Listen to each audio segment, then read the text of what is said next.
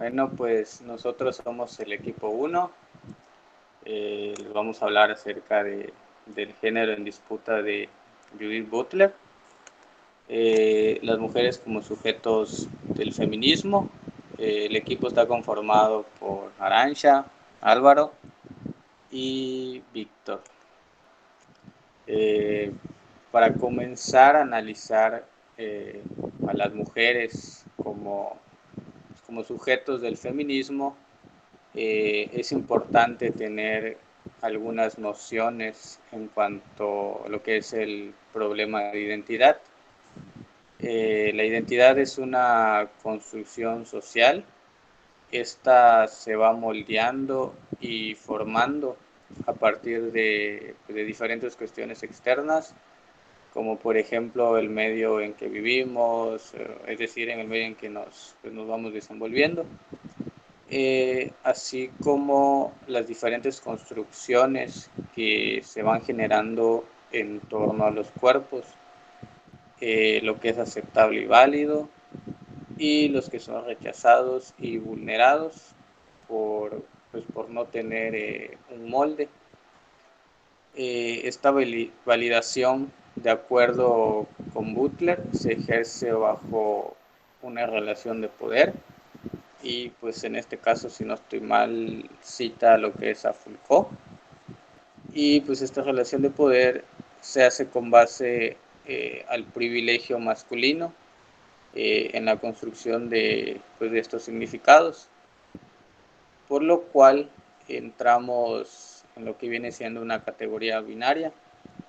Esta es creada a partir de lo que es considerado hombre y mujer, o masculino y femenino. Pero sin embargo, con lo que es la introducción de la teoría de género, se produce un conflicto en cuanto a la representación de estos cuerpos, es decir, estos sujetos.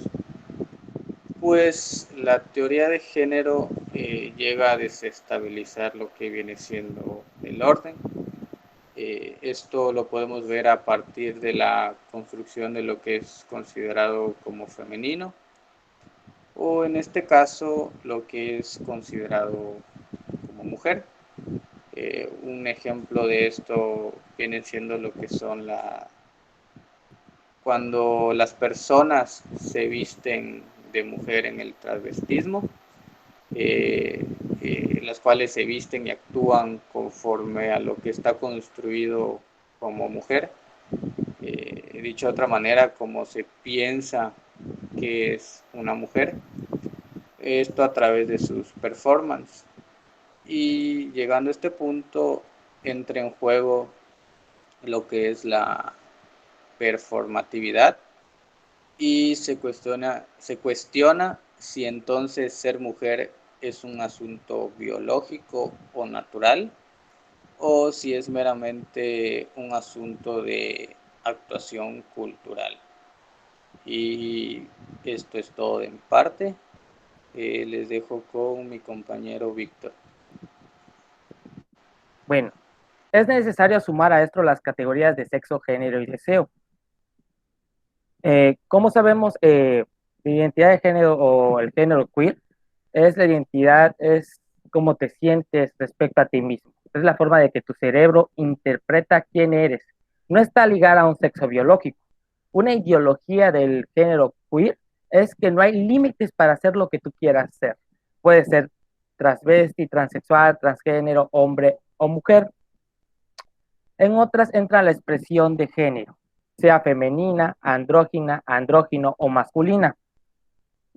La expresión de género es como expresas tu género. Se basa en los roles tradicionales de género. Incluye la forma de cómo te comportas, de cómo te vistes, entre otras. El sexo biológico, hembra, intersexual, macho. Corresponde a las características físicas biológicas que diferencian a los individuos a nivel sexual, incluyendo los órganos, hormonas y cromosomas. Y tenemos la atracción, sería heterosexual, bisexual, homosexual, gays, lesbianas, atracción efectiva, erótico, sexual, hacia una persona del género opuesto, ambos géneros o el mismo género.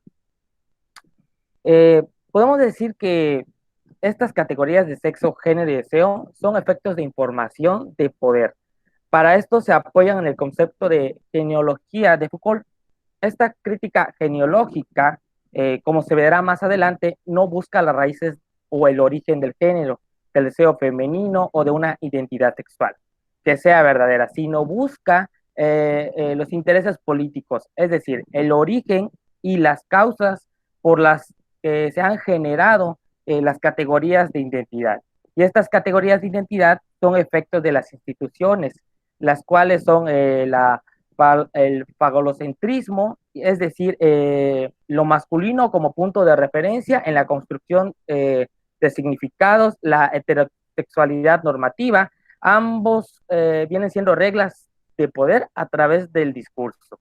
Y ahorita se los van a explicar un poquito más adelante.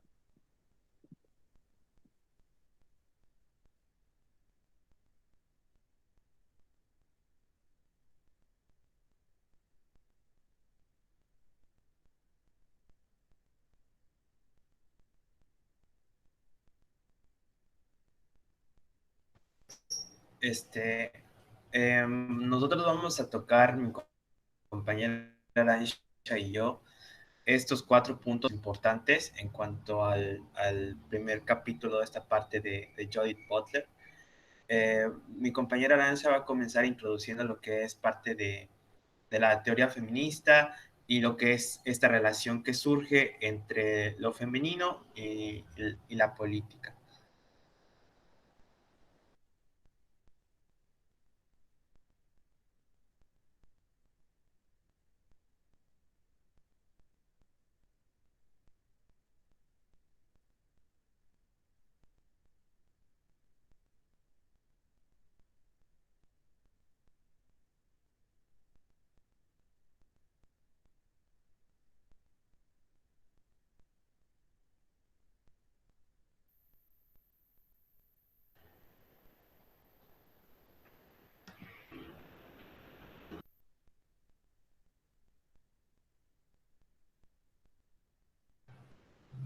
No se te escucha, Arancha. ¿Sigues ahí? Se puede editar el video después, no se preocupen, pero ¿estás ahí? Ya. Okay. Perdón. Sí. Bueno. Empieza como si fuera... Sí, disculpen. A mí me tocaron 2 puntos importantes, que viene siendo la teoría feminista y la relación entre teoría feminista y política, como dijo mi compañero Álvaro. La teoría feminista se basa en la construcción de un sujeto, el cual es la mujer, como una forma de representación política. Sin embargo, existe una contradicción con este concepto de representación, ya que pues sí logran lo que es la visibilidad y legitimidad como sujeto político, pero también tiene sus repercusiones negativas, ya que como una categoría de lenguaje del discurso político, claro está, muestra lo que se considera como verdadero a una mujer.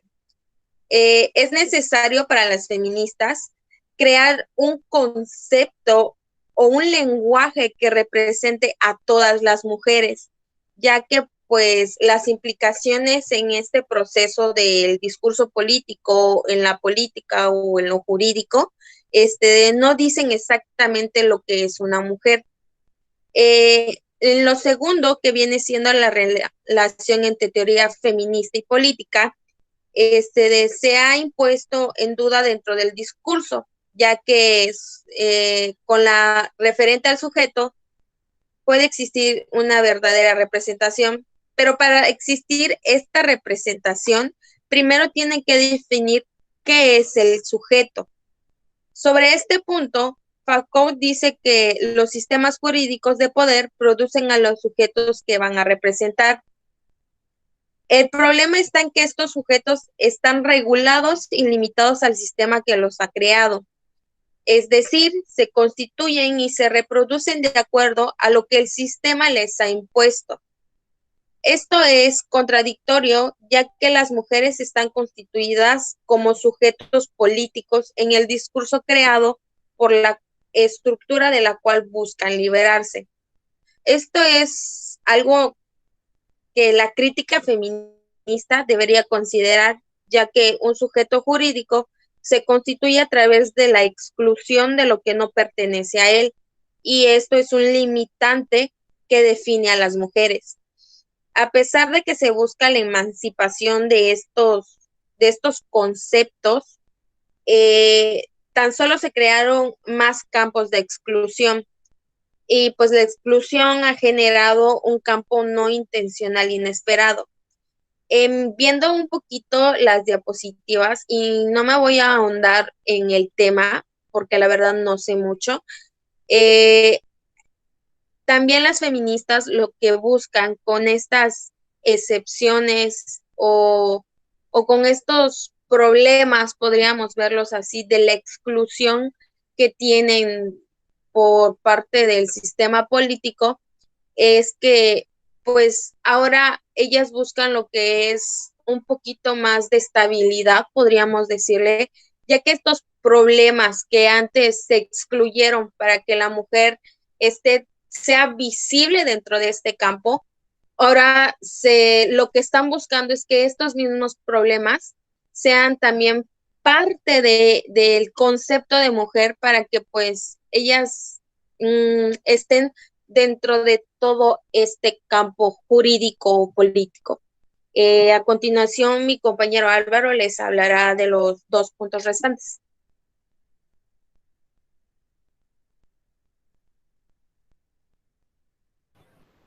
Bueno, como vemos entonces, el género o la teoría de género llega a mover todas estas bases, es decir, llega como que a revolucionar todo, y es importante mencionar que esto lo tenemos que ver más allá de una construcción social, ya que esto ya tiene fines políticos y tampoco se puede, digamos, el problema que se comete es la generalización. Cuando se generaliza, se da por supuesto un concepto único, global, para lo que es la concepción de mujer.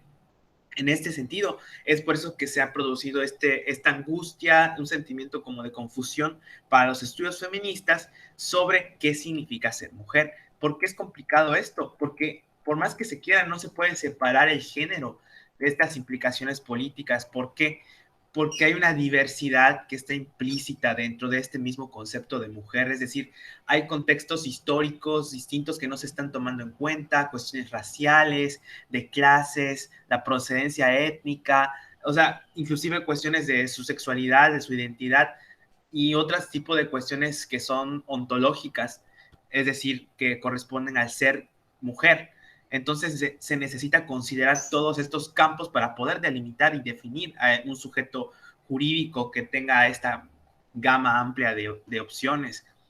Entonces esta creencia política de una universalidad que se ha impuesto de lo que es mujer va de la mano también con una creencia que hace Butler, una crítica que hace Butler a la creencia de que hay una universalidad en la forma de opresión, es decir, que hay un solo tipo de patriarcado, por ejemplo, cuando en realidad es que cuando se hace esto, se está colonizando, la teoría feminista está colonizando y se está apropiando de lo que es esta cuestión de un patriarcado universal desde una perspectiva occidental. Entonces, se está imponiendo este tipo de valores occidentales y se olvida de las otras mujeres y de las otras realidades que quizás viven otras situaciones distintas, ¿no? O que quizás ellos no consideran tal acción como parte del patriarcado, sino que es algo que no es parte de su contexto.